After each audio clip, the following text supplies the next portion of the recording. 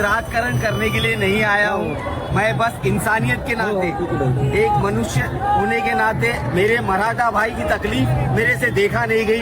इतनी बारिश में भीग के आप लोग जरांगे पाटिल साहब जो इतना कठिन वो कर रहे हैं, शर्म करके आप लोग के हक के लिए आवाज उठाए, तो हम लोगों से जो हो सकता है, आप लोग की तकलीफ नहीं देख के हम लोग पूरी मुंबई की MIM टीम जो है वो हमारी आप लोगों की तकलीफ दूर करने के लिए यहाँ पर फील्ड पर मौजूद है।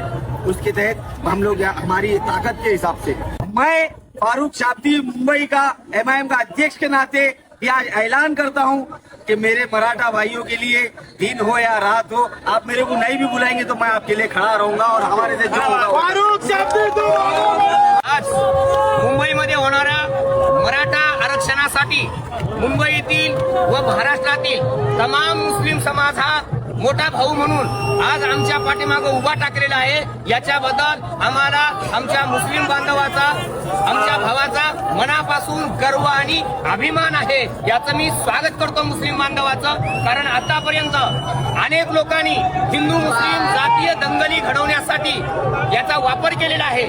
आम्ही आज स्पष्टपणाने सांगतोय की आम्हाला जेऊ घालणारं कोण आहे आणि आमच्या डोक्यात काठी घालणारं कोण आहे याची आम्हाला जाणीव आहे। आणि म्हणून आम्ही सांगतोय की आज आम्हाला मुस्लिम बांधवांनी, आमच्या भावांनी जीव घातलेला आहे आणि सराटीमध्ये आमच्या बहिणीवरती या ठिकाणी लाठीचार्ज करणारा देवेंद्र फडणवीस, मुद्दाम सांगतोय देवेंद्र फडणवीसचं गृह खातं हे त्या ठिकाणी आमच्यावर लाठी हल्ला करते आहे आणि म्हणून सुडबुद्धीनं गृह खात्याचा वापर त्या ठिकाणी देवेंद्र फडणवीसांनी केलेला आहे की जेणेकरून महाराष्ट्रात जातीय दंगली लागल्या पाहिजेत। आणि म्हणून आमच्या सर्व समाजाला समजून घेतलं पाहिजे की मराठा आणि मुस्लिम हे भाऊ भाऊ आहेत, कारण महाराष्ट्रातला मुस्लिम हा त्या ठिकाणी मराठाच आहे हे आम्ही अत्यंत स्वाभिमानानं आणि सन्मानानं सांगतोय।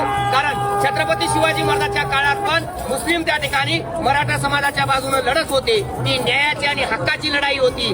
आता सुद्धा त्या ठिकाणी हा मुसलमान भाऊ आमच्या पाठीमागं उभा टाकतो आहे। याचा निश्चितच केवळ आरक्षणापुरता हा विषय नाही, कारण याच्यामुळं महाराष्ट्रातलं सामाजिक एकात्मता आणि एकतेचं जे वातावरण आहे ते सुद्धा याच्यामुळे मजबूत होणार आहे।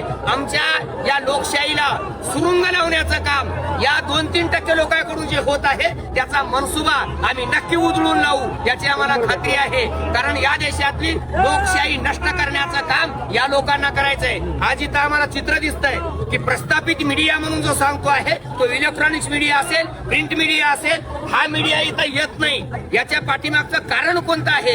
मंत्र्याच्या घरी कुत्रा मेलं तर जो मीडिया जातो तो मीडिया एवढा मोठा कोटीनं समाज उभा टाकल्यावर येत नाही। याचा अर्थ मीडिया विकल्या गेलेला आहे। आणि डॉक्टर बाबासाहेब आंबेडकर म्हणतात मीडिया म्हणजे या देशाच्या लोकशाहीचे डोळे आहेत आणि ते बंद करण्याचं काम त्या सरकारने केलेलं आहे। आणि म्हणून एक चांगली बाब कोणती आहे?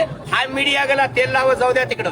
आमचा हा सोशल मीडिया जे काम करताय ना, या सोशल मीडियाचा आम्ही मनापासून आभार मानतो आहे, कारण तुम्ही जर ठरवलं तर काय बी होऊ शकताय, कारण त्यांनी खोटं विकलंय, आपण खरं विकतो आहोत आणि खरं सांगत आहोत। म्हणून तुमच्या सर्व सोशल मीडियाचं आम्ही समाजाच्या वतीनं, राष्ट्राच्या वतीनं मनापासून त्या ठिकाणी आपल्या सर्वांचं अभिनंदन करतोय। जास्तीत जास्त लोकांपर्यंत हे राष्ट्रीय एकात्मतेचे विचार पोहोचण्याचं काम आपण सर्वांनी केलं, त्याबद्दल मनापासून या ठिकाणी मला आनंद वाटतो।